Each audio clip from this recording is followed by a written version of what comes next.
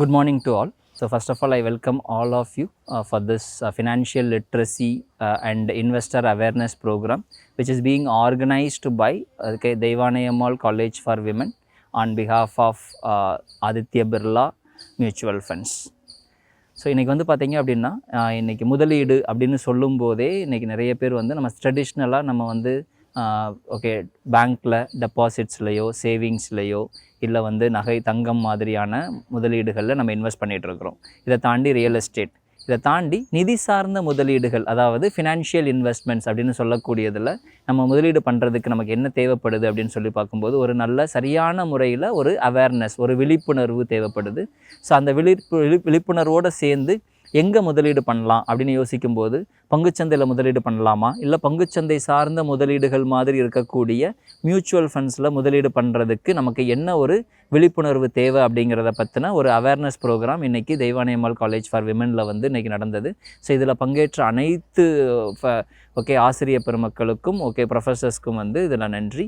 So ஏன்னா இது ஒரு நல்ல ஒரு விழிப்புணர்வு முகாமாக இன்றைக்கி இருந்ததுக்கு ஏற்பாடு பண்ணி கொடுத்த ஆதித்ய பிர்லா மியூச்சுவல் ஃபண்டுக்கும் தெய்வானையம்மாள் காலேஜ் ஃபார் விமனுக்கும் ஒரு நன்றி.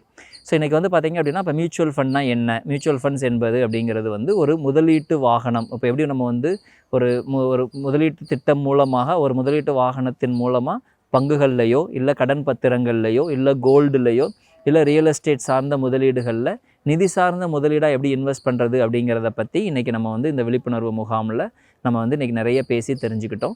இதுக்கு அடுத்தபடியாக பார்த்தோம் அப்படின்னு சொன்னால் அப்போ இந்த மியூச்சுவல் ஃபண்ட்ஸில் என்னென்ன டைப்ஸ் ஆஃப் ஸ்கீம்ஸ் இருக்குது, ஈக்விட்டி ஸ்கீம்ஸ், டெப்ட் schemes, hybrid schemes, solution oriented schemes and other schemes, இந்த மாதிரியான ஸ்கீம்ஸை பற்றின ஒரு விழிப்புணர்வு தெரிஞ்சது. இதோட விலை, இந்த மியூச்சுவல் ஃபண்ட் ஸ்கீம்ஸில் நம்ம முதலீடு பண்ணணும் அப்படின்னு சொன்னால் அதனுடைய விலை, அதாவது நெட் அசெட் வேல்யூ அப்படின்னு சொல்லக்கூடிய NAV அப்படிங்கிறத பற்றியும் இன்றைக்கி நிறைய தெரிஞ்சுக்கிட்டீங்க.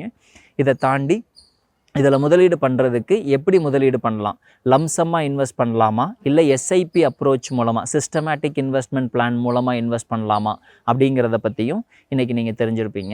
ஸோ இதை தாண்டி எப்படி இன்வெஸ்ட் பண்ணுறது, ரெகுலரில் இன்வெஸ்ட் பண்ணுறதா இல்லை டைரெக்டில் இன்வெஸ்ட் பண்ணுறதா, அதாவது மியூச்சுவல் ஃபண்ட் டிஸ்ட்ரிபியூட்டர் மூலமாக இதில் முதலீடு பண்ணலாமா, இல்லை அசட் மேனேஜ்மெண்ட் கம்பெனிஸோட நேரடியாக அவங்களுடைய சேவை முகாம்கள் மூலமாக நம்ம இன்வெஸ்ட் பண்ண முடியுமா அப்படிங்கிறத பற்றியும் தெரிஞ்சுக்கிட்டோம்.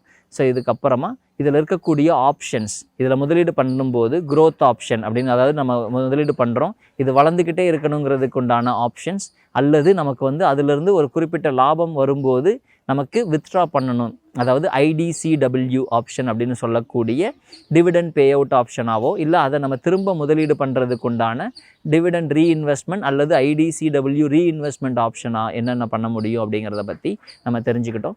இதில் ருப்பி காஸ்ட் ஆவரேஜிங் அப்படின்னு சொல்லக்கூடிய நம்ம SIP மூலமாக இன்வெஸ்ட் பண்ணும்போது அதில் எப்படி நம்ம ஒவ்வொரு தடவை இன்வெஸ்ட் பண்ணும்போது ஒரு குறிப்பிட்ட அமௌண்ட்டை ஒரு குறிப்பிட்ட தேதியில் ஒரு குறிப்பிட்ட ஸ்கீமில் தொடர்ந்து இன்வெஸ்ட் பண்ணும்போது அதில் வரக்கூடிய விலை ஏற்றங்கள் இறக்கங்கள் மூலமாக நமக்கு கிடைக்கக்கூடிய யூனிட்ஸோட பெனிஃபிட் என்ன அப்படிங்கிறது தான் இந்த ருப்பி காஸ்ட் ஆவரேஜிங் மூலமாகவும் நம்ம தெரிஞ்சுக்கிட்டோம். ஸோ இந்த மாதிரி இதில் இருக்கக்கூடிய பல பலன்களையும் இதில் இருக்கக்கூடிய அபாயங்களையும் ரிஸ்க் என்ன, இது மூலமாக ஏற்படக்கூடிய குறைகளை தீர்க்குவதற்கு செபி ஸ்கோர்ஸ் மூலமாக எப்படி வந்து நம்ம அணுகிறது அப்படிங்கிற செபி கம்ப்ளைண்ட் ரிட்ரஸல் சிஸ்டம்ங்கிறதையும் நம்ம இது மூலமாக அறிஞ்சு, ஸோ இப்போ நம்ம ஏன் முதலீடு பண்ணணும், என்ன நம்மளுடைய வாழ்க்கையோட குறிக்கோள்களுக்கு நிதி சார்ந்த குறிக்கோள்களுக்கு முதலீடு பண்ணணும், எங்கே முதலீடு பண்ண போகிறோம், எதன் மூலமாக முதலீடு பண்ண போகிறோம் அப்படிங்கிறதுல மியூச்சுவல் ஃபண்ட்ஸ் மூலமாக அந்த மியூச்சுவல் ஃபண்ட்ஸில் என்னென்ன திட்டங்கள் இருக்குது, என்னென்ன ஸ்கீம்ஸ் இருக்குது, அந்த ஸ்கீம்ஸில் எப்படி நம்ம முதலீடு பண்ணுறது அப்படிங்கிறத பற்றி விரிவாக தெரிஞ்சுக்கிறதுக்கு ஒரு வாய்ப்பை ஏற்படுத்தி கொடுத்த இந்த கல்லூரிக்கும் ஆதித்ய பிர்லா மியூச்சுவல் ஃபண்டுக்கும் நன்றி கூறி இந்த உரையை முடிக்கிறேன். நன்றி, வணக்கம்.